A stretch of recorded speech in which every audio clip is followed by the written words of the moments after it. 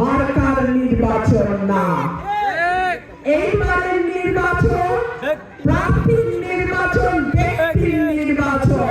আমার যেহেতু কোনো দল নাই, আমার কোনো হাইকমান্ড নাই। বাংলাদেশে রামের যে অধিকার, রহিমেরও সেই অধিকার। আর যেমন হয় কীর্তনও হবে, গান যেমন হয় মেলাও হবে।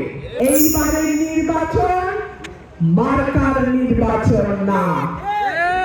এইবারের নির্বাচন প্রার্থীর নির্বাচন, ব্যক্তির নির্বাচন। ব্যক্তি যদি ঠিক না হয়, রাজনীতি ঠিক হবে না। ব্যক্তি যদি চাঁদাবাজ, মামলাবাজ হয়, এলাকায় শান্তি থাকবে না।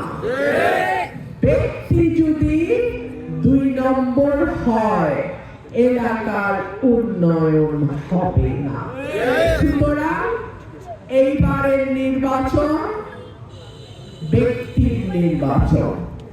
এইবারের নির্বাচন গণতন্ত্রের পক্ষে, দুর্নীতির বিরুদ্ধে যারা লড়াই করেছে, সংগ্রাম করেছে, তাদের নির্বাচন। আমার যেহেতু কোনো দল নাই, আমার কোনো হাইকমান্ড নাই। আমার যেহেতু কোনো হাইকমান্ড নাই, আমার এলাকার মানুষ আমার হাইকমান্ড।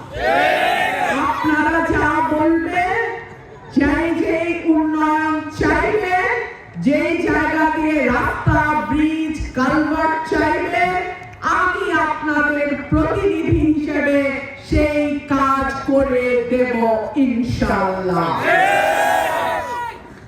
আমার এলাকায় হিন্দু, বৌদ্ধ, খ্রিস্টান, মুসলমান, ভিন্ন ভিন্ন ধর্মের মানুষ, কিন্তু আমরা সবাই বাংলাদেশী।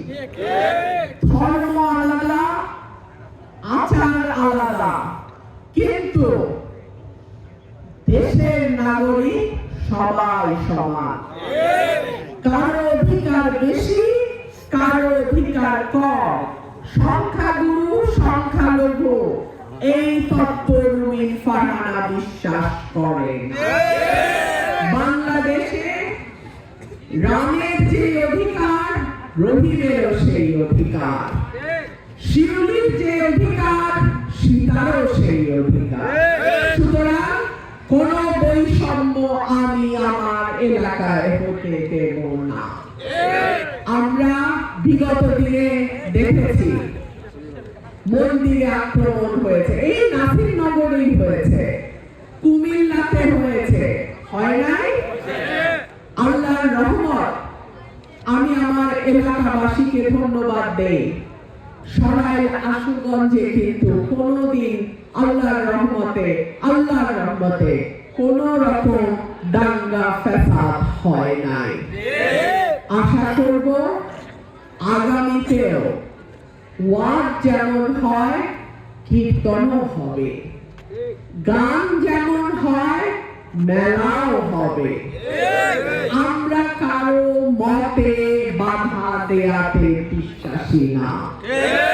যতক্ষণ পর্যন্ত আপনি দেশের আইন নিয়ম মেনে চলছেন, ততক্ষণ পর্যন্ত আপনার কোনো কাজে বাধা দেয়া যাবে না।